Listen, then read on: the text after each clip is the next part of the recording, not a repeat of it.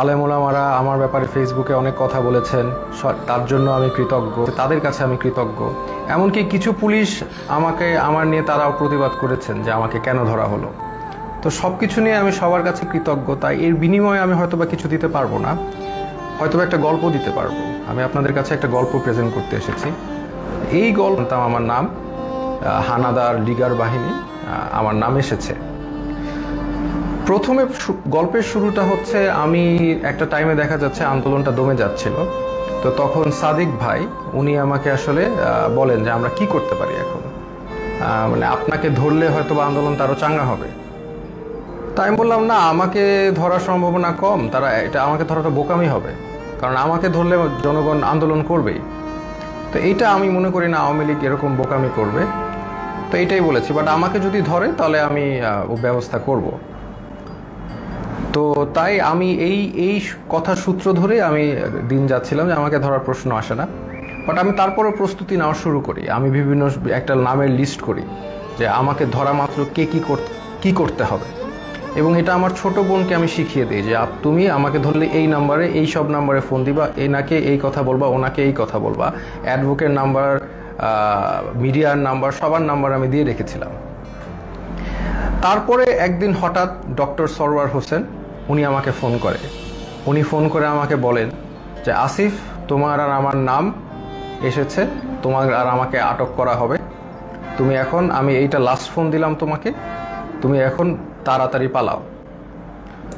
তো উনি আমাকে অবশ্যই 100% ভালোবাসেন, নাহলে উনি রিস্ক নিয়ে আমাকে ফোন দিয়ে জানাতেন না, কারণ আমাদের সবার ফোন ট্র্যাকিং হচ্ছে।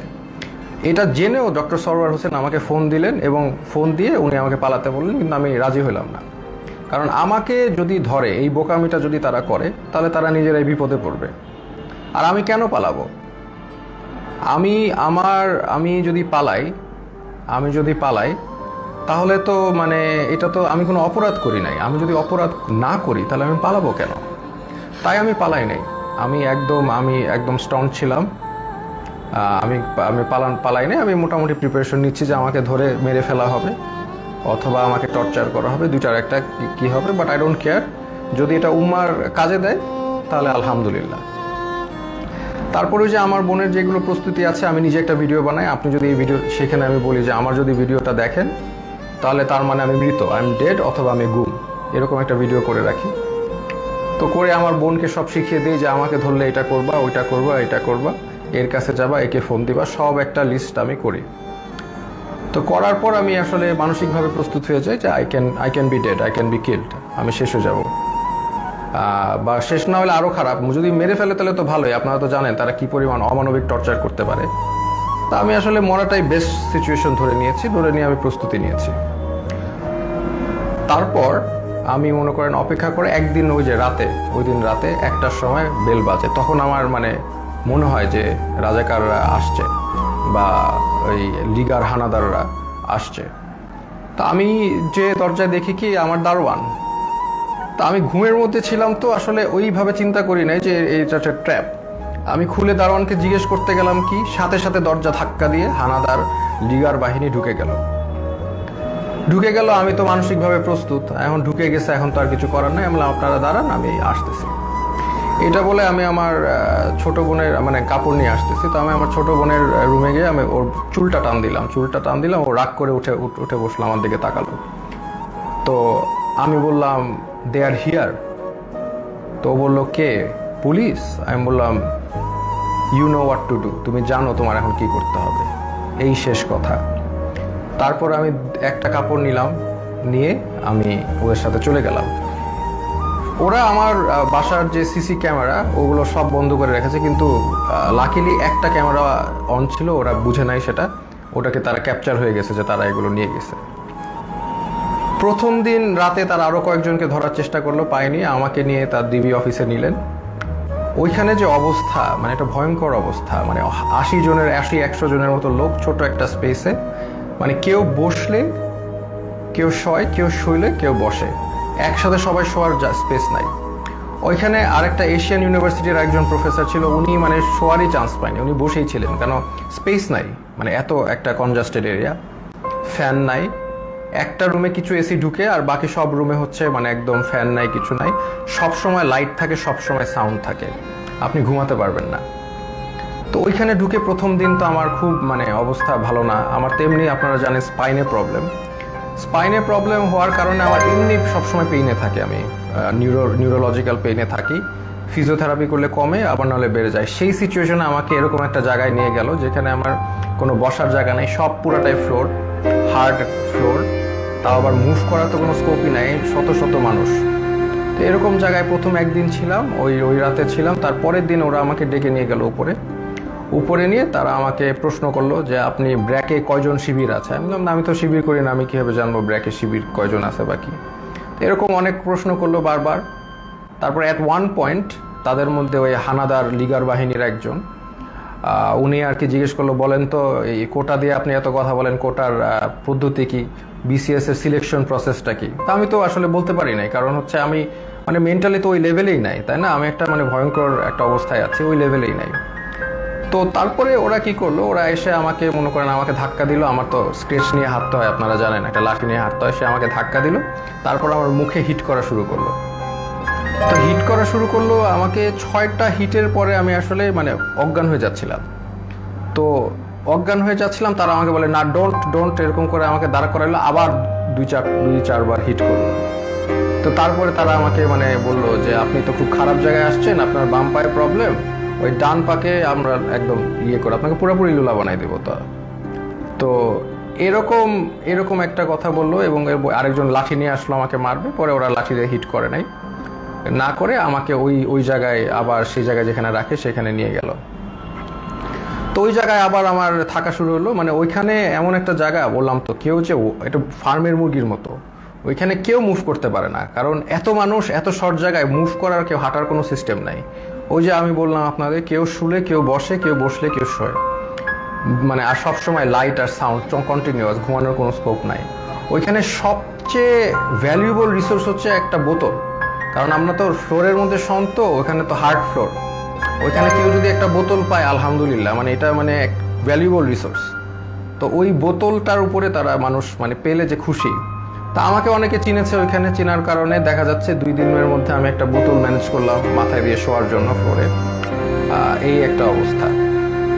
তো আরেকটা বিষয় হচ্ছে ওইখানে 80 জনের একটা টয়লেট, আর আমার তো এমনি যেহেতু হাই কমোড ইউজ করতে হয়, বিকজ আমার মানে স্পাইনে প্রবলেম আছে।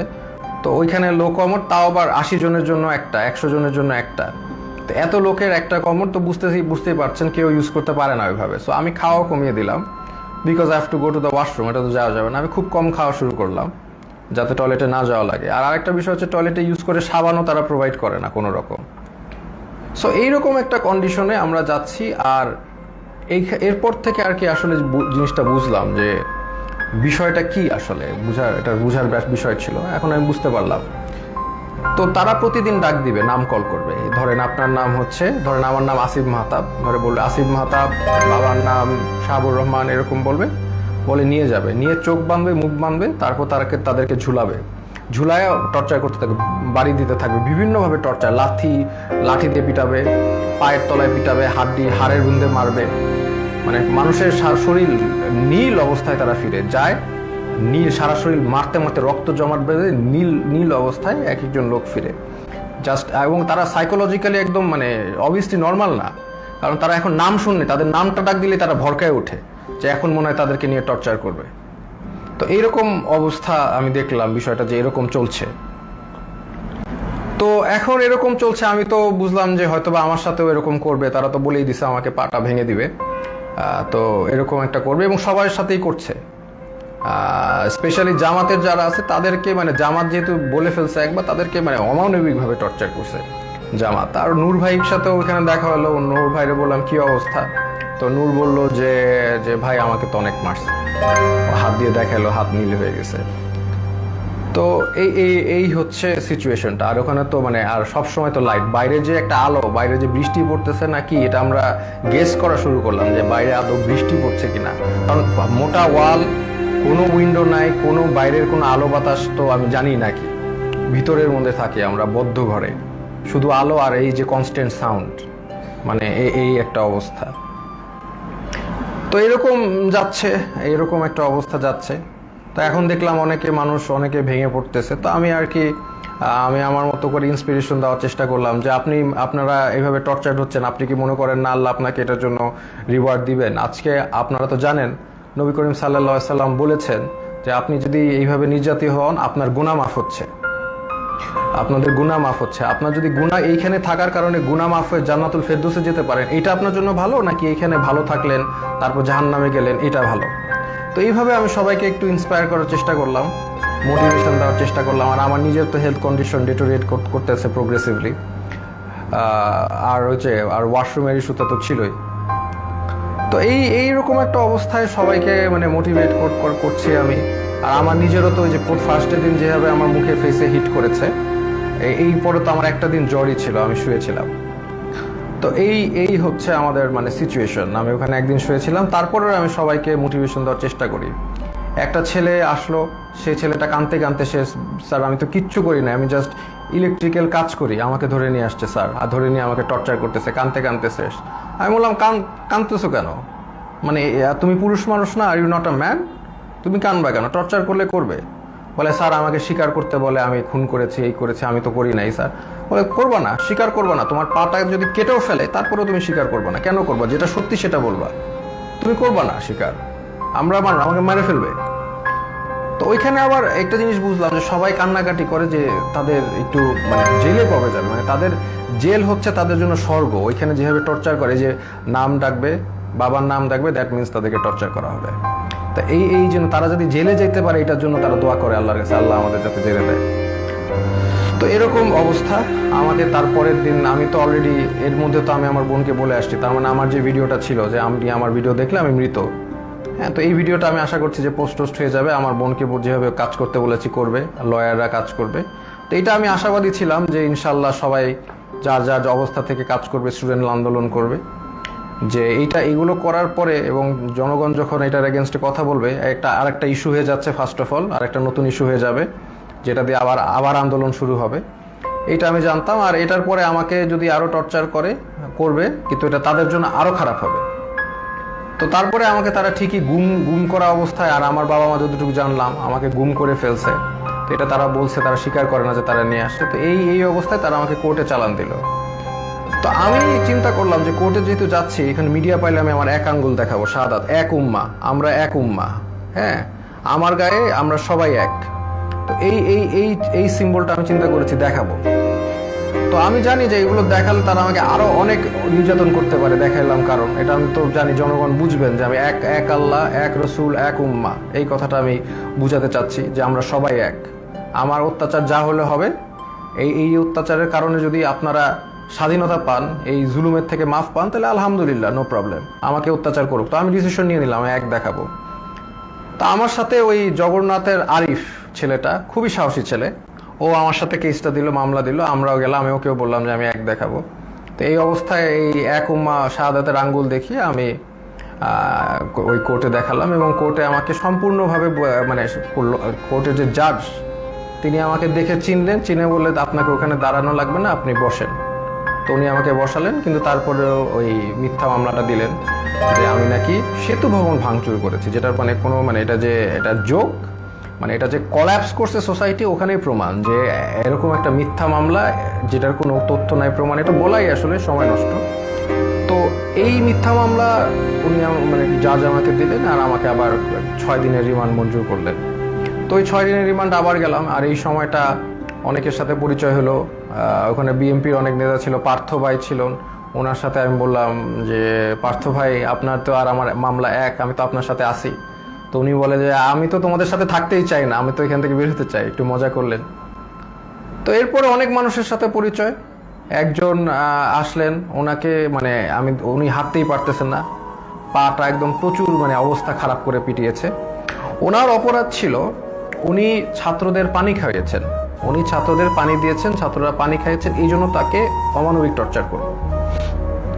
তো টর্চার করলো, উনি এসে শুয়ে গেল। আমি বললাম যে এইগুলো একই কথা বললাম যে আপনাদের এটা গুনাহ মাফ হচ্ছে। তারপরে লাস্টে একটা কথা বললাম যে আপনি যে এত টর্চার হলেন ছাত্রদের পানি খাওয়ায়, এখন আবারও কি খাওয়াবেন আপনি? তো উনি বললো ইনশাল্লাহ স্যার, আবারও খাওয়াবো। আমি like that's the answer I am looking for, আমরা আবার করবো।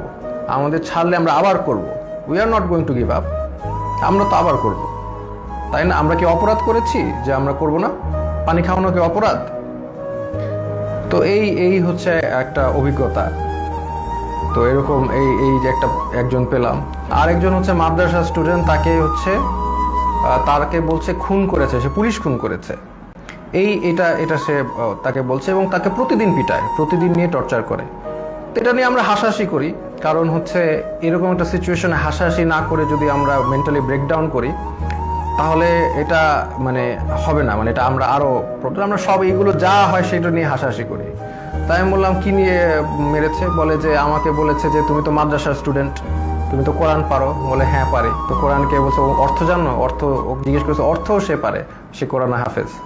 তো তারপর বলে কোরআনে হাফেজ রবীন্দ্রনাথ না কার বই পড়েছো? সে বলছে পড়েছি। তো বলে পড়লা কেন? এই অন্য এই নন ইসলামিক বই পড়া তো হারাম, এটা বলে আবার টর্চার করলো, হাতে পায়ে পিটালো। মানে খামুক, মানে একটা কিছু বলেই পিটায়। আমরা এটা নিয়ে হাসাহাসি করতে করতে শেষ। যে বলে ও বললো, আমিও বললাম যে কোনোভাবেই স্বীকার করবা না, যে তুমি যদি খুন না করে থাকো তুমি মিথ্যা মামলা দিও। বলে আমাকে আরো টর্চার করবে। বলে করবে, বললাম তো তোমাদের করাত দিয়ে হাত পা কেটে দিলেও স্বীকার করবা না, যেটা সত্যি সেটা বলবা। এরকম একজন সবচেয়ে কষ্ট লিখেছে যে মানে একটা ছেলে, ওর নাম হচ্ছে সানিয়াত ভাই। উনি হচ্ছে বিএমপির একজন মন্ত্রীর ছেলে, নাম বললাম না। তো ওরা আসলে খুঁজছিল তার বাবাকে পায়নি দেখে ওই ছেলেটাকে ধরে নিয়ে গেছে, সানিয়াত ভাইকে ধরে নিয়ে গেছে। তো সানিয়াত ভাইকে 4 দিন, উনি বলছে 4 দিন ওনাকে পিটিয়েছে, চোখ বেঁধে হাতে দিয়ে ঝুলিয়ে পিটিয়েছে। এবং সবচেয়ে যেটা উনি বলল যে ওনার মাকে ফোন দিয়ে শুনিয়েছে যে তাকে যে টর্চার করছে, এটা তার মাকে শুনিয়েছে ফোন দিয়ে লিগার হানাদাররা। তো লিগার হানাদাররা মাকে শুনিয়েছে যাতে বাবা এসে তাকে দেয় এবং ছাড়িয়ে নেয়। আর যেহেতু ওনার বাবা আসছিল না, বা ওনার অবশ্যই তারা তো